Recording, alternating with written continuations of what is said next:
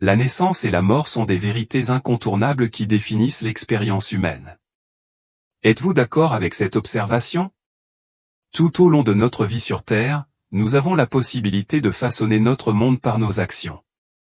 Pourtant, la mort reste une réalité inévitable, enveloppée d'incertitudes. Nous ne pouvons pas prédire quand, comment ou où elle se produira.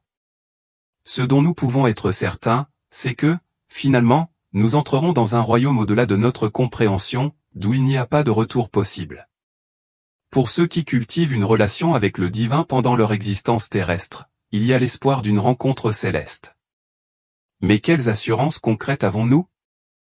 L'étude des Écritures offre des perspectives profondes et des réponses pratiques à ces questions existentielles. Bien que cela puisse paraître simple, ceux qui croient que le voyage vers une rencontre céleste est facile se trompent. Cela exige des efforts considérables, l'endurance de nombreuses épreuves et une conscience accrue de la présence divine. Chercher Dieu pendant qu'il est encore accessible est crucial, car l'opportunité de se repentir ne dure pas éternellement. Nous vivons un moment crucial pour assurer le salut de votre âme, mais la question de savoir où nous allons finalement demeure importante. La façon dont nous vivons notre vie est étroitement liée à cette question. Que pouvons-nous emporter avec nous face aux deux certitudes des disciples du Christ, la mort physique et la vie éternelle spirituelle? Aujourd'hui, approfondissons l'importance de vivre une vie en Christ comme voie vers un épanouissement spirituel durable. Nous explorerons également la question pressante, où allons-nous après notre mort? Ces deux certitudes suscitent une interrogation universelle, quelle destination nous attend après notre dernier souffle? Y a-t-il un endroit spécifique vers lequel nous sommes destinés? Il est courant de rencontrer des personnes qui se débattent avec curiosité quant à ce qui nous attend au-delà de cette existence terrestre, souvent alimentée par l'ignorance ou le doute. Si nous acceptons que la naissance nous mène à une destination, nous devons également reconnaître que la vie a une fin ultime, une destination finale.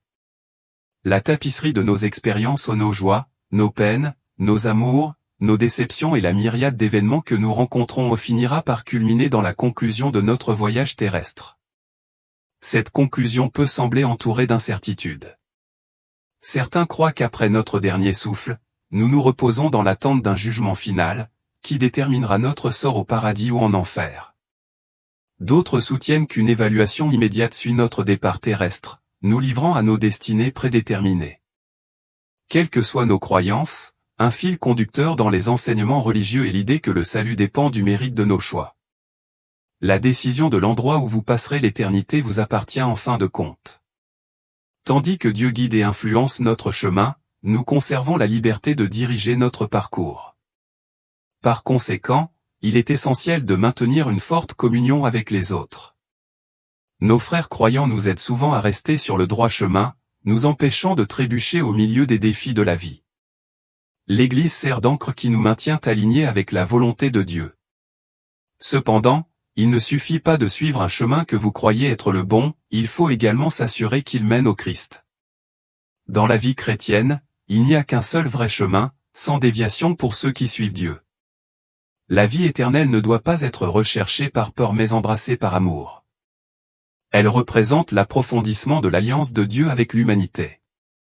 Il existe une perspective selon laquelle nos âmes entrent dans un état temporaire, soit au paradis, soit en enfer, en attendant la résurrection finale et le jugement qui détermineront notre sort éternel. Cependant, la Bible fournit des indications claires sur cette question, essentielles pour comprendre la véritable nature de notre vie après la mort. Selon les Écritures, le destin de ceux qui placent leur foi en Dieu et adhèrent à ses enseignements sur terre est assuré, ils seront accueillis au paradis après la mort. Cette promesse est garantie par l'acceptation de Jésus-Christ comme leur unique et ultime sauveur, avec leurs péchés complètement pardonnés. Il est important de se rappeler que le Christ reste patient et miséricordieux jusqu'à la toute fin. Il écoute attentivement nos appels et discerne nos intentions avec une clarté inégalée, quelle que soit l'étendue de nos péchés terrestres. Pour ceux qui choisissent d'avoir la foi et d'accepter Jésus comme leur sauveur, il garantit une place spéciale au paradis.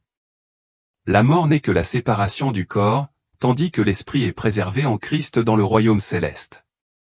1 Corinthiens 15, 50-54 révèle cette transformation. Or, je dis ceci, frères, que la chair et le sang ne peuvent hériter le royaume de Dieu, et que ce qui est corruptible n'hérite pas l'incorruptibilité. Voici, je vous dis un mystère, nous ne mourrons pas tous, mais tous nous serons transformés, en un instant, en un clin d'œil, à la dernière trompette. La trompette sonnera, et les morts ressusciteront incorruptibles, et nous serons transformés. Car il faut que ce corps corruptible revête l'incorruptibilité, et que ce corps mortel revête l'immortalité. Mais lorsque ce corps corruptible aura revêtu l'incorruptibilité, et que ce corps mortel aura revêtu l'immortalité, alors s'accomplira la parole qui est écrite, la mort a été engloutie dans la victoire.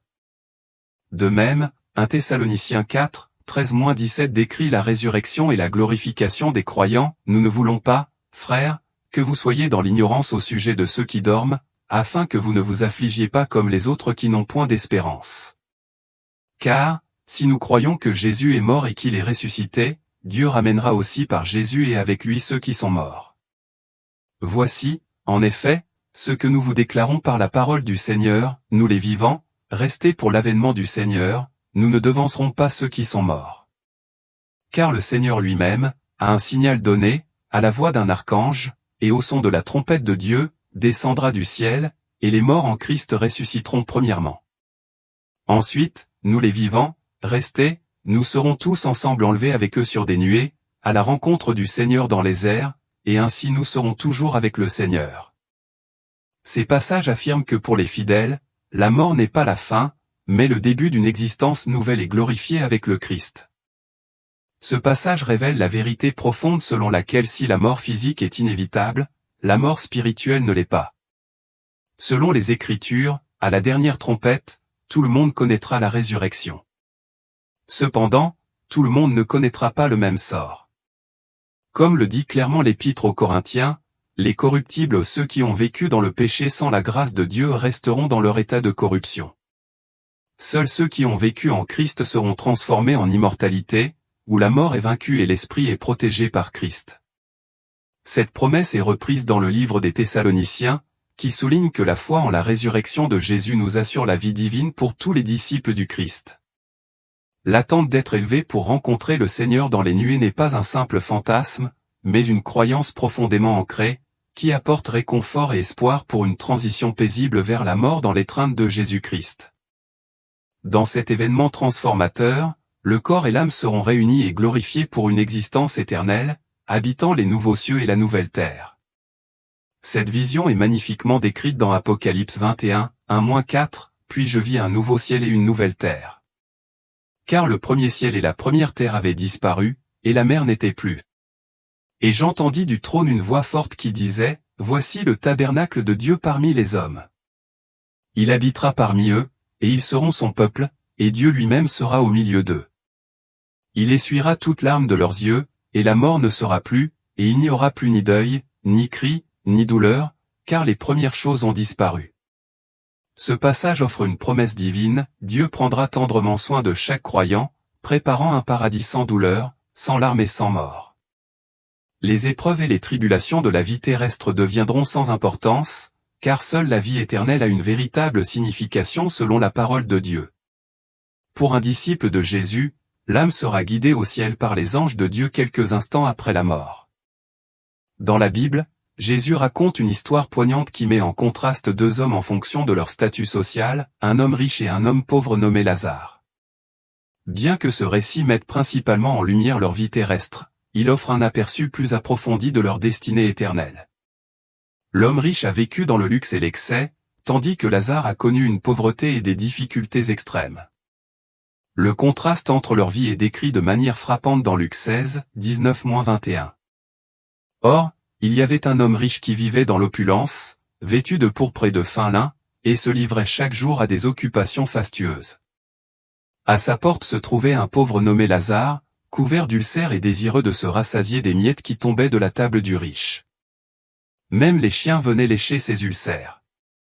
En fin de compte, les deux hommes ont dû faire face à la mort, une réalité incontournable pour tous, quel que soit leur statut ou leurs circonstances terrestres.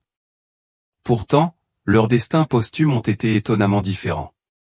Comme nous le lisons dans Luc 16, 22-23, le pauvre mourut, et les anges le transportèrent dans le sein d'Abraham. Le riche mourut aussi, et fut enseveli. Dans le séjour des morts, il leva les yeux, tandis qu'il était en proie au tourment, et vit de loin Abraham, et Lazare dans son sein. Dans ce passage, Lazare symbolise le juste et le compatissant, qui jouit d'une place d'honneur aux côtés d'Abraham après sa mort. À l'inverse, l'homme riche, qui a vécu une vie d'indulgence et d'avidité, s'est retrouvé dans les tourments, illustrant les conséquences d'une vie vécue en dehors de la volonté de Dieu. Ce récit nous donne une leçon cruciale: les choix que nous faisons au cours de notre vie ont de profondes implications pour notre destinée après la mort. La Bible fournit diverses indications sur le rôle des anges de Dieu, affirmant leur existence et leur fonction importante à la fois dans cette vie et dans la suivante. Ces êtres célestes ont pour mission de protéger et de guider les chrétiens. Au moment de la mort, ils continuent leur rôle de gardiens, conduisant les croyants au ciel et garantissant la promesse de la vie éternelle.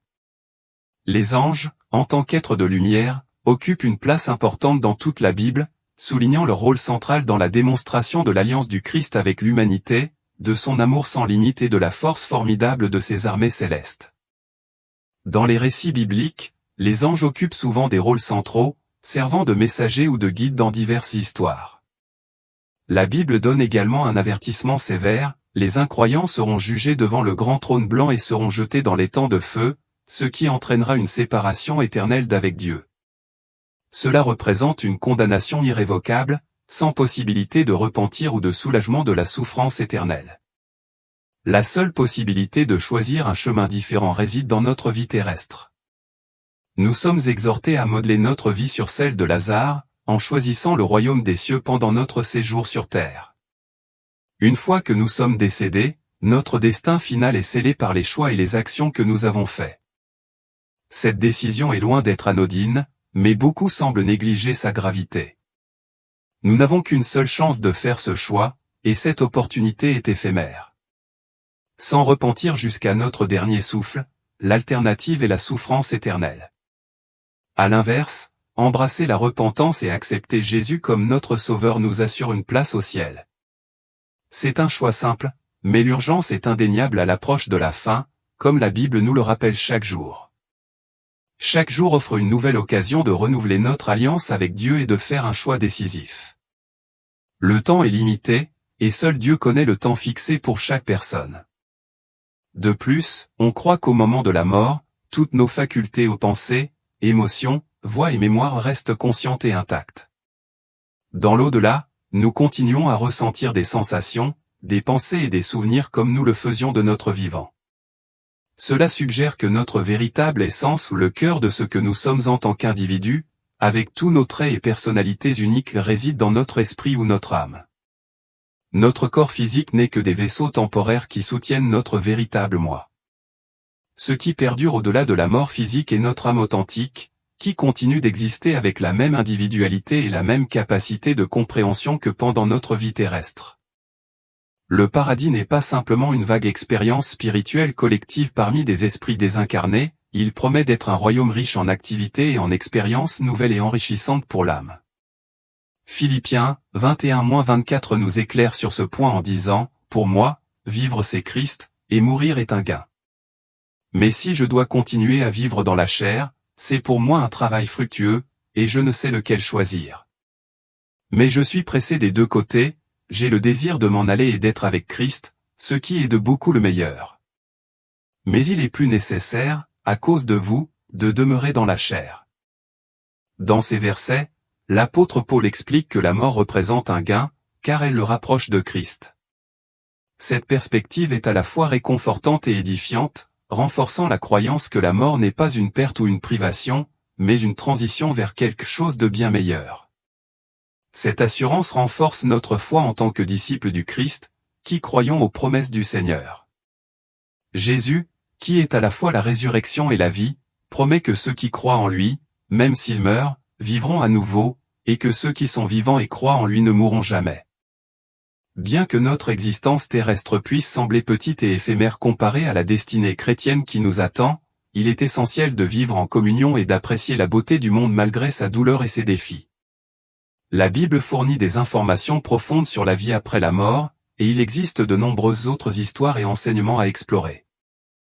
Si vous avez des suggestions d'histoires ou de sujets bibliques que vous aimeriez approfondir, veuillez les partager dans les commentaires ci-dessous. Si vous trouvez ce contenu utile, pensez à vous abonner à notre chaîne afin de rester informé et de contribuer à la croissance de notre communauté. Votre soutien est grandement apprécié et nous espérons que vous continuerez à nous rejoindre. N'oubliez pas de consulter nos vidéos précédentes et restez à l'écoute pour les nouvelles. Nous publions du contenu quotidiennement et sommes reconnaissants de votre présence et de votre engagement. Merci d'être avec nous.